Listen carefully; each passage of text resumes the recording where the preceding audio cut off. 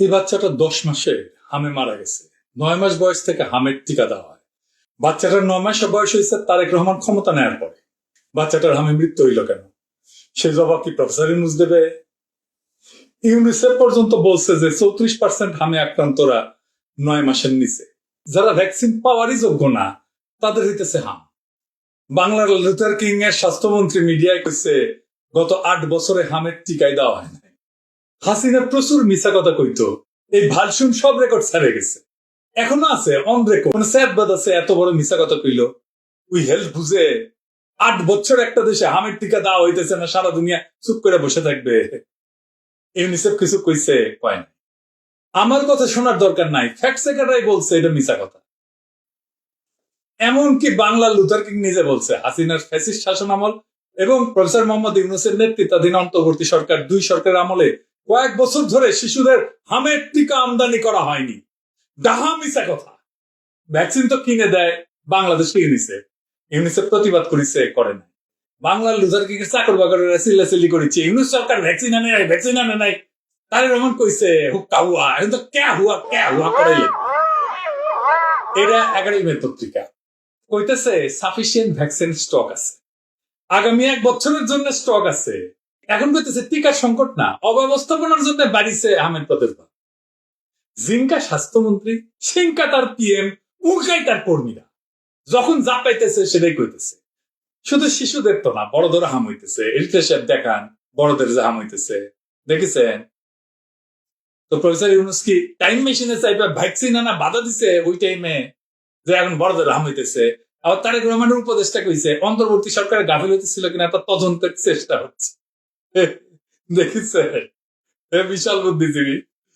তদন্ত হচ্ছে, অথবা তদন্ত করার কথা চিন্তা ভাবনা হইতেছে, এটা বললে কিছু একটা হইতো, কিন্তু তদন্তের চেষ্টা হইতেছে। এটা কি নতুন নতুন শব্দ, নতুন বাক্য আবিষ্কার করিচ্ছে? ওই মানে কি আপনারা বুঝলে আবার একটু বুঝেন তো, যাতে চাল চালে বুঝে যাইতে পারি।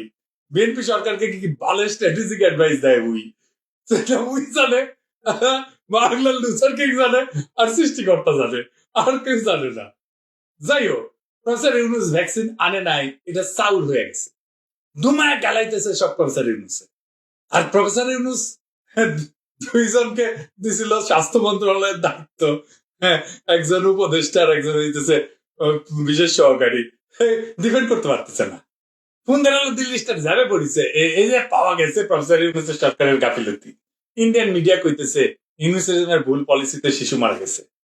অর্গানাইজার বলতেছে, প্রিন্ট বলতেছে, হিন্দুস্তান টাইম বলতেছে, সব মোদি মিডিয়া, গদি মিডিয়া, সবার একই কথা, আম্বা সবাই বরাবর। সাথে ইউনিসেফ সারিন্দা বাজাইছে। এই দেশে সারিন্দা বাজান, সারিন্দার এটা সুর দেন। এই মৃত্যুগুলোকে ঘিরে শুরু হয়েছে এক বিশ্রী রাজনীতি। যেহেতু এই বিষয়টা টেকনিক্যাল, আর প্রফেসর ইউনূস সরকার যেহেতু পলিটিক্যাল সরকার ছিল না, তার রাজনৈতিক দল নাই, আর 2 ভার্সনরা দিছিল স্বাস্থ্য মন্ত্রণালয়ের দায়িত্ব, তাই আওয়ামী লীগ, বিএনপি, ইন্ডিয়া, পুন্দের আলো, দিল্লি স্টার যে বয়ান দিতেছে সে বয়ান পাবলিক খাইতেছে। সত্য মিথ্যা কোনো কিছু বিচার করতেছে না কেউ। কারাই রাজনীতি করতেছে এবং কেন করতেছে, আজকের এপিসোড সেটাই খোলসা করে সবাই দেখায় দিব। আপনারা বিষয়টা নিয়ে একটা পরিষ্কার স্বচ্ছ ধারণা পাইবেন। আমার কথা শোনার দরকার নাই, আমি যে প্রমাণ দেখাবো কাগজে কলমে সেটা দেখবেন, সিদ্ধান্ত আপনি নেবেন। আসেন আল্লাহর নামে শুরু করি। এই যে প্রফেসর ইউনূসের সরকার ভ্যাকসিন আনেনি, এই যে ন্যারেটিভ, এর তৈরি হলো কেমনে? 8 দিনে তৈরি হয়েছে, মোট 8 দিন আমি গুনে দেখছি। 11টা পত্রিকা, মূলত 2টা দেশে, বাংলাদেশ আর ইন্ডিয়া, প্রায় হুবহু একই কথা। শুরুটা হইতেছে 30 এপ্রিল 2026। এইটা সায়েন্স বলে একটা পত্রিকা আছে, এখানে লিখছে বাংলাদেশি এক ফটো সাংবাদিক, ওই কিন্তু ফটো সাংবাদিক, ছবি তোলে। হ্যাঁ, তুই তো জার্নালিস্ট না, স্বাস্থ্য নিয়ে লেখার ক্যাপাসিটি নাই, অনেক রহমান না। তো যাই হোক, মূল লাইনটা যেটা সেটা হইতেছে, সে কইতেছে ইংরেজি যেহেতু কইতেছে ঠিক আছে, তাই না? বাংলা কেউ কইতেছে সেপ্টেম্বর 2025 ইউনূস সরকার ইউনিসেফের মাধ্যমে টিকা কেনা বন্ধ করছে এবং ওপেন টেন্ডার রেখেছে। এই জিনিসটা মাথায় রেখেন, এখানে আমরা ফিরে আসবো। সত্যি সত্যি প্রফেসর ইউনূস সেপ্টেম্বরে বন্ধ করেছিল কিনা টিকা কেনা ইউনিসেফ। এই একটা বাক্য থেকে পুরা ঝড়। এই অনেক রহমানকে সেটা আমরা পরে দেখবো, একেবারে গোষ্ঠী শুদ্ধা দেখবো, পুরা সিলসিলা দেখবো, মজা আছে, সব ডট মিলে যাবে আর কি, বরাবর হয়ে যাবে। পরের দিন 1 মে, একদিন পরে ভারতের দে প্রিন্ট লিখেছে ইংরেজি ইংরেজি যেহেতু লিখেছে ঠিকই লিখেছে, তাই না? বাংলায় কই 250-র বেশি মানুষ, বেশিরভাগই শিশু মারা গেছে, কারণ ইউনিট সরকার টিকা ক্রয়ের নিয়ম পরিবর্তন করছে। তো প্রিন্টারটা সূক্ষ্ম সংযোজন করছে, যেটা ওই সায়েন্সে নাই। সেটা হইতেছে যে এই প্রাদুর্ভাব ভারতের জন্য বিপদ। যশোর চাঁপাইনবাবগঞ্জ দিয়ে ব্যস্ত সীমান্ত পারাপার হয়, সীমান্ত পার হয়ে ভাইরাস ঢোকার ঝুঁকি বেড়েছে। হ্যাঁ, দোসরা মে তার একদিন পরে 3টা বাংলাদেশি পত্রিকা, আগে ইন্ডিয়া করিছে, আগে হাল যেদিকে গেছে, পিসা হাল এখন সেদিক দিয়ে যাবে। 3টা পত্রিকা, বিজনেস স্ট্যান্ডার্ড, দিল্লি স্টার আর বিডি নিউজ 24, 3টেই বরাবর দিল্লির বরাবর আর কি, বুঝি যাও। 3টাই সায়েন্সের কথা হুবহু রিপিট করেছে। কেউ ইপিআই অফিসে যায়নি, কেউ স্বাধীন তদন্ত করেনি, কেউ একটু ইউনিসেফের সাথে কথা বলেনি, কেউ কাগজপত্র দেখেনি। একই দিনে সোশ্যাল নিউজ এক্সওয়াইজ ভারত থেকে একই কথা। 3রা মে ভারতের আরএসএস অ্যাফিলিয়েটেড অর্গানাইজার একটা পত্রিকা আছে, 2টা প্রতিবেদন। সায়েন্সে যেটা নাই সেটা আবার অর্গানাইজার যোগ করেছে। শুনেন, আমি পড়িচ্ছি কি কয়। আমের প্রাদুর্ভাব হইল ইউনিট সরকারের ব্যর্থ নীতি, স্বার্থপর কাজ আর অমানবিক কার্যক্রমের সর্বশেষ নৃশংসতা, যার মধ্যে রয়েছে সংখ্যালঘু হিন্দু সম্প্রদায়ের উপরে তীব্র সহিংসতা ও হত্যা। কার মধ্যে কি পান্তাভাতে কি, কার মধ্যে হিন্দু, আমের মধ্যে হিন্দু নির্যাতন ঢুকেছে। বুঝতে পারছেন তো কই থেকে কই যাইতেছে। জনস্বাস্থ্য সংকটকে জুড়ে দিতেছে হিন্দু সম্প্রদায়ের নির্যাতনের সাথে, শিশু মৃত্যুকে সাম্প্রদায়িক ন্যারেটিভ ঢুকাই দিছে এর মধ্যে। বুঝে চাও মানে কিরকম মাল। এর ইন্ডিয়ান মিডিয়ার কৌশল স্ট্রাকচার। বাংলাদেশে যে কোনো সংকট, বন্যা হোক, ডেঙ্গু হোক, হাম হোক, সবকিছুতে হিন্দু নিপটন ঢুকে দিবি আর কি, বুঝে চাও। আবার 7ই মে ইন্ডিয়ান আওয়াজ ওই লিখিছে, উন্নয়ন সহযোগীদের সতর্কবার্তা সত্য, মানে ইউনিসেফের কথা কইছে। বাংলাদেশ 2025-এ ইউনিসেফ সমর্থিত টিকা ক্রয় থেকে ওপেন টেন্ডার পদ্ধতিতে চলে গেছে আর কিন্তু বলতেছে। এটা খেয়াল রাখেন, আমরা পরে দেখবো আসলেই চলে গেছে কিনা। 8 দিন 11টা জায়গা থেকে একটাই উৎস, এই সায়েন্স ম্যাগাজিন, বাকি সব কপি। এটা কয় ন্যারেটিভ লন্ডারিং, বুঝি যাও। মানে একই উৎস থেকে সংবাদ তৈরি করা, দেশে দেশে চালান করে বিশ্বাসযোগ্যতা তৈরি করা। আপনি ফেসবুকে দেখেন এতগুলো পত্রিকা একই কথা বলতেছে, মনে হয় নিশ্চয়ই সত্যি। সবগুলো একই উৎস থেকে, কোনটা? Science, science. এই সায়েন্স নিয়ে বাংলাদেশের পোস্টার বয় তাসনিম করে লিখলো সলিড রিপোর্টিং এন্ড কেমনি ইউনিট সরকার রক্ষা পায় দেখবো। ইংলিশকে কয় স্পিন মাস্টার। এটা আবার প্রচারের জন্য সাক্ষাৎকার দেয়। যাই হোক, ওটা সলিড রিপোর্টিং কেমন সেটা আমরা পরে দেখবনি। এই সায়েন্সের সলিড রিপোর্টিং এর পোস্টমর্টমের আগে আমাদের কিছু জিনিস বুঝে নেওয়া দরকার। আপনাদের এই জটিল বিষয়টা বুঝতে এটা সুবিধা হবে। আলাপটা জটিল না, কিন্তু এই জিনিসটা বোঝার জন্য এই আগের জিনিসগুলো বুঝে নেওয়া দরকার, কারণ টেকনিক্যাল জিনিস, তাই তো। আসেন সেটা একটু বুঝে দেখি। ইপিআই কি, কি কি টিকা দেয়, কত খরচ? বাংলাদেশ বাচ্চাদের টিকার এই যে পুরো সিস্টেমটা, এটাকে বলে EPI expanded programme of immunisation, বাংলায় সম্প্রসারিত টিকাদান কর্মসূচি। এই ইপিআই কি করে? 9টা টিকা দেয়, 12টা রোগ থেকে বাচ্চাদের বাঁচায়। কি কি? যক্ষা, পোলিও, ডিপথেরিয়া, ধনুষ্টঙ্কার, টিটেনাস, হুপিং কাশি, হেপাটাইটিস বি, নিউমোনিয়া, মেনিনজাইটিস, হাম, রুবেলা, টাইফয়েড। টাইফয়েডটা শেষে যোগ করছে, 2019 যোগ করছে, কিন্তু টাইফয়েডের টিকা এটা আবার কেউ করবে না, নতুন একটা টিকা যোগ করেছে। এই ইপিআই টিকার ফলে প্রত্যেক বছর 94,000 শিশুর জীবন বাঁচে। কত টাকা লাগে এই টাকাটা কিনতে? এই প্রসেসর সরকার 25-26 অর্থ বছরে ইপিআই এর জন্য 842 কোটি টাকা বরাদ্দ করেছে সরকারি বাজেট থেকে, মানে প্রায় 1000 কোটি টাকা প্রফেসর ইউনূস নিজে বরাদ্দ দিচ্ছে। এডিবি থেকে আরো 609 কোটি টাকা ঋণ, মোট 1450 কোটি টাকা। তার মানে 1450 কোটি টাকা হইতেছে সরকার নিজে দেয়, লোন করে দেয়, আর বাকি 773 কোটি টাকা গাভী দেয়, ওটা আমরা পরে দেখবো। সব মিলে প্রায় 22 থেকে 2300 কোটি টাকা লাগে এক বছরে। এই সংখ্যাটা মাথায় রেখেন, পরে দরকার পড়বে। টাকা কে দেয় জানলেন? এবার দেখি টিকাটা আনে কে। 3টা পক্ষ ভ্যাকসিন কেনার টাকা দেওয়ার সাথে যুক্ত। একটা হচ্ছে গাভী, পুরা নাম global alliance for vaccine and immunisation. ধনী দেশের সরকার, বিল Melinda Gates foundation, world bank, এরা মিলে গাভীদের টাকা দেয়। এই টাকার উদ্দেশ্য হচ্ছে গরিব দেশের বাচ্চাদের যেন সস্তায় টিকা দেওয়া যায়। বাংলাদেশকে গাভী সাহায্য দিতেছে 2001 সাল থেকে 25 বছর ধরে, সব মিলায় কমপক্ষে 15,000 কোটি টাকার মতো দিচ্ছে এই পর্যন্ত। গাভী যা দেয় তা দিয়ে আমাদের ভ্যাকসিনের পুরো চাহিদা মেটানো যায় না, 1/3 হয়, 1/3। তাই বাংলাদেশ সরকারকে টাকা দিতে হয়, লোন করতে হয়। গত বছর এডিবি থেকে লোন নিছে, এটা আমি বলছি। তো তাহলে গাভী দেয় মোটামুটি 1/3, আর 2/3 বাংলাদেশ সরকার নিজে দেয় অথবা লোন করে দেয়। এরপরে কি ইউনিসেফ, এটাই সবচেয়ে ইন্টারেস্টিং, কারণ এই ইউনিসেফের বড়াতেই বলা হইতেছে সব কথা। ইউনিসেফ হইতেছে ভ্যাকসিনের কন্ট্রাক্টর। মনে করেন না যে ইউএন অর্গানাইজেশন ওটা বাপরে একেবারে পুরোহিত, তা না। ইউনিসেফ বাংলাদেশ সরকারকে টিকা কিনে দেয়, মানে বাংলাদেশ সরকার ভ্যাকসিনের বরাদ্দ দেয় ওর হাতে, ওই টাকা দিয়ে ওই টিকা কিনে দেয়, সেখান থেকে সে কমিশন নেয়। জি ভাই, কমিশন 4% কমিশন নেয়। তাহলে 2200 থেকে 2300 কোটি টাকার কমিশন কত হয়? 4%। এটা বলে গাভী টাকাটা সরকারকে দেয় না, সরাসরি ইউনিসেফকে দেয়। গাভীর সাহায্যের কন্ডিশনই থাকে ইউনিসেফকে কেনাকাটার দায়িত্ব দিতে হবে। এই যে ইপিআই এর টিকা পুরাটাই কিনে দেয় ইউনিসেফ। যা কিছু কেনে সব কেনে, পুরাটাই কেনে, বাদ দেয় না কোনো কিছু। তার মানে 12টা রোগ প্রতিরোধে যতগুলো টিকা দরকার সবগুলো ইউনিসেফ কিনে দেয়। বাংলাদেশ সরকার তো কিছু টাকা নিজে দেয়, এটা জানি। এখন গাভীর সাপোর্টের একটা ব্যাপার আছে, সেটা হইতেছে গাভী 2029 সালে এটা সাহায্য শেষ হয়ে যাবে।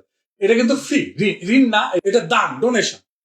2029 পর থেকে পুরো ভ্যাকসিনেশন প্রোগ্রামের টিকিট টাকাটা সরকারকে নিজেই দিতে হবে, মানে প্রায় 800 কোটি টাকা আরো নিজের পকেট থেকে দিতে হবে। কারণ গাভীর রুল হইতেছে কোন দেশ যথেষ্ট ধনী হয়ে গেলে সাহায্য দেবে না। বাংলাদেশ তো হাসিনার মিডিল ইনকাম দেশ হয়ে গেছে, তাই না? গাভী বলতেছে নিজের বাচ্চার টিকার টাকা নিজেরাই দেন, আপনার তো বড় লোক। হ্যাঁ, শোধন কত দিক থেকে আসে দেখেন।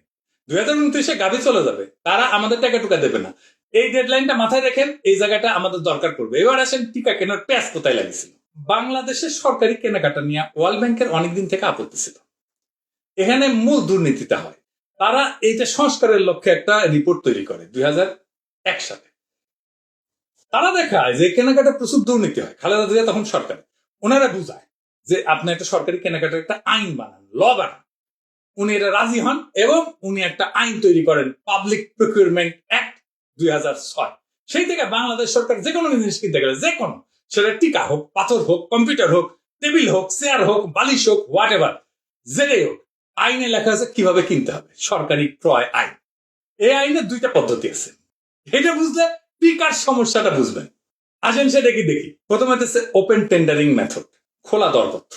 সরকার বিজ্ঞাপন দিবে, আমার 10 লাখ ডোজ হামের টিকা লাগবে, পত্রিকায় দিবে, ওয়েবসাইটে দিবে, যে কোম্পানি দিতে পারে, দেশি বিদেশি সবাই বিড করবে, টেন্ডার সাবমিট করবে, সবচেয়ে কম দাম যে দিবে তাকে দাও। এটা সুবিধা তো অনেক আছে, ট্রান্সপারেন্সি আছে, কম্পিটিশন হয়, দুর্নীতি কম হয়, দেশি কোম্পানিগুলো বড় হওয়ার সুযোগ পায়, এখানে দলিল দস্তাবেজ থাকে, অ্যাকাউন্টেবিলিটি থাকে।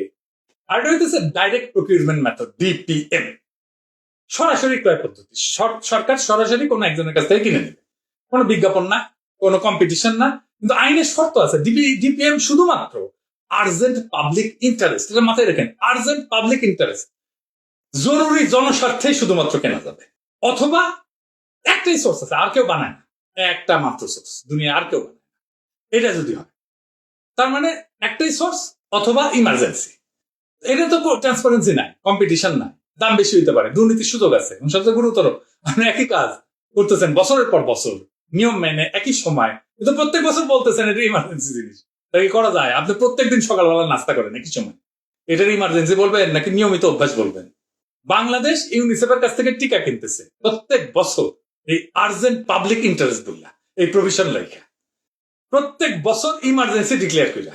52 বছরের দেশ হয়ে গেছে, 47 বছর পুরানো একটা টিকা কর্মসূচি। এই পাবলিক প্রকিউরমেন্ট অ্যাক্ট হওয়ার পরে 20 বছর পার হয়ে গেছে। প্রত্যেক বছর জানা যায় কত শিশু জন্ম নেবে, কত টিকা দরকার, আর সরকার বলতেছে এটা ইমার্জেন্সি। হে, ইমার্জেন্সি প্রভিশনে চলবে এটা। এটা যদি ইমার্জেন্সি হয় তাহলে নর্মাল কোনটা? নর্মাল বলে কিছু আছে? তো গাভী তো চলে যেতেছে। তখন তো বাংলাদেশকে নিজেকে পুরো টাকাটা দিতে হবে, আমাদের নিজস্ব ট্রান্সপারেন্ট প্রকিউরমেন্ট সিস্টেম দরকার। তাহলে কখন আমরা এইটা শুরু করব? রিফর্ম কখন শুরু করব? গাভী চলে যাওয়ার পরে নাকি আগেই করব? এখন দেখি ইউনিট সরকার কি বলবো। 2025 সেপ্টেম্বরে ইউনিট সরকার সিদ্ধান্ত নিল অর্ধেক যাবে ওপেন টেন্ডারে, পুরোটা না, অর্ধেক। মানে আমাদের টাকারও পুরাটা না, আমাদের টাকার কিছু অংশ, গাভীর পুরাটা, এবং আমাদের টাকার কিছু অংশ ইউনিসেফকে দিয়ে কেনানো হবে, কিছু অংশ ওপেন টেন্ডারে হবে, কিছু অংশ আমি ইউনিসেফকে দিব, মানে 50-50 করবো। পাইলট ইন্দোনেশিয়া পুরাটাই নিজে রাখেন, ইন্ডিয়া পুরাটাই নিজে রাখেন, চায়না নিজে রাখেন। আমাদের দেশীয় কোম্পানির টিকা বানায়, আমাদের দেশের টাকা দেশই থাকতো যদি বাংলাদেশ লোকালি কিনতো, অথবা গ্লোবালি কম্পিটিটিভ একটা পারচেজ হইতো, কম্পিটিশন করে আমাদের পারচেজ ক্যাপাসিটি বাড়তো। আমাদের এত ডোজের এত টাকার ভ্যাকসিন আমরা কিনবো, আমাদের দেখতে হবে না আমরা কিভাবে কিনবো। হুট করে একদিন কেনা শুরু করে দেবো, তা তো হয় না। আমাদের কেনার সক্ষমতা বাড়তো, আস্তে আস্তে আমরা পুরোটাই কেনা শুরু করতাম। এইখানে কন্ট্রাক্টর ইউনিসেফ দেখলো মামুক কেস তো খারাপ, আমার হাত থেকে তো চলে যেতেছে কন্ট্রাক্টরই, আর এইটার 4% কমিশন, আপনি 2200-2300 কোটি টাকার হিসাব করেন তো 4% কত হয়? হ্যাঁ দেখছেন কত হয়? হ্যাঁ, আর ইউনিট সরকার তাহলে এই সিদ্ধান্ত নিয়ে কি খারাপ করেছিল? এবার আসেন আসল কথায়, ইউনিট সরকার কি আসলেই ভ্যাকসিন কেনা বন্ধ করেছিল? তো সায়েন্স ম্যাগাজিন তো কইছে সেপ্টেম্বর 2025 ইউনিট সরকার ইউনিসেফের মাধ্যমে টিকা কেনা বন্ধ করছে এবং ওপেন টেন্ডারে গেছে, তাই না? হ্যাঁ, এই একটা বাক্য থেকে তো পুরো ঝড় শুরু হয়েছে। আমি আপনারে কয়েকটা ডকুমেন্ট দেখাইতেছি, সরকারি ডকুমেন্ট, ইউনিসেফের ডকুমেন্ট এবং গাভির ডকুমেন্ট। এই কাগজগুলো কি বলে আসেন দেখি। প্রথম ডকুমেন্ট গাভির ডকুমেন্ট, এইটা হচ্ছে মিজেলস রুবেলা ডিসিশন লেটার, মানে হামের টিকার ডিসিশন লেটার ইউনিট সরকারের আমলে। এখানে গাভি কি লিখেছে আসেন পড়ে দেখি।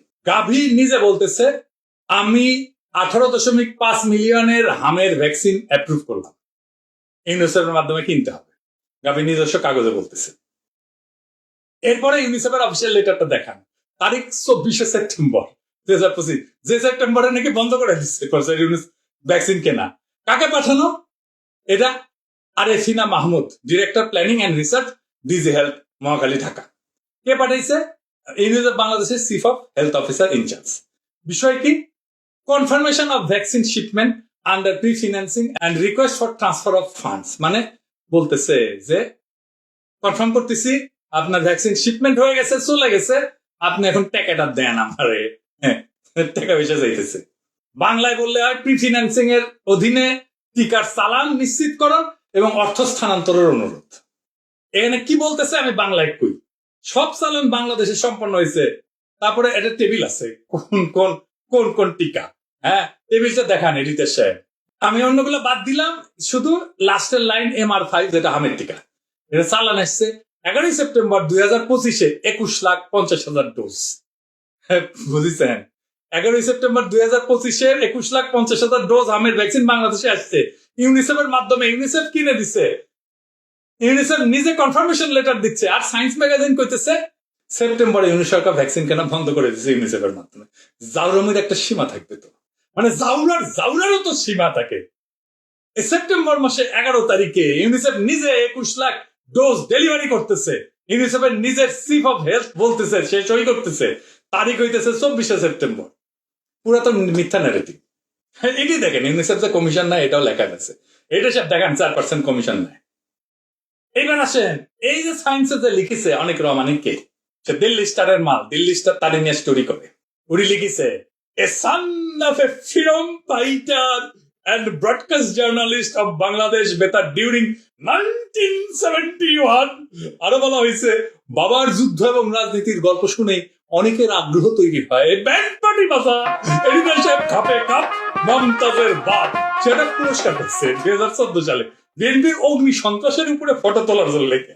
এডিটর সাহেব ওর ওয়েবসাইট থেকে দেখান, দেখেছেন দেখেছেন বিএনপি এটা তৈরি করিচ্ছে, বিএনপি ঘিরা বানাচ্ছে, কি মজার মজা। টাইম ম্যাগাজিনে জুলাই বিপ্লব নিয়ে তার একটা ছবি ছাপা হয়েছে, দেখেন অনেক ছবি ছাপা হয়েছে বিভিন্ন পত্রিকায়, ছাত্ররা পুলিশ পিটাইতেছে, বুঝেছেন? এটা রামগরুরের ছানা, যত ছবি পাঠাইছে সব দেখলে জুলাই যোদ্ধাদের ভিলেন মনে হবে, বুঝেছেন তো? এটা আওয়ামী ইন্ডিয়ান ন্যারেটিভ, সেটা তারেক রহমান আর বিএনপি পিক করেছে, কারণ এটাও বন্দোবস্ত, ইউনিট সরকারের জুলাই যোদ্ধাদের এভাবে আক্রমণ করা হবে। আর প্রফেসর ইউনূস যাদের স্বাস্থ্য মন্ত্রণালয়ের দায়িত্ব দিছে, তারা ডিফেন্ড করতে পারতেছে না, তাদেরকে পারে নাই। পুরো ডিফেন্ডেবল একটা ইস্যুতে ধুমায় গালি খাইলো ইউনিট সরকার নিজে। প্রফেসর ইউনূস আসলে বেশি গেছে। ইউনিট সরকারের সাথে আমার কোনো প্রেম নাই, তবে আমি কম সমালোচনা করিনি ইউনিট সরকারকে, কিন্তু যখন ইন্ডিয়ান ন্যারেটিভ বাংলাদেশে ফেরি করতে আসবে তখন এইভাবে বাম্বু দেওয়া হবে ধরে ধরে সব কয়টারে, কোনো মাপ নাই। কারণ হাদির সেই কথা আমিও বুকে ধারণ করি, জান দেবো তবু জুলাই দেবো না। ইনকিলাব জিন্দাবাদ।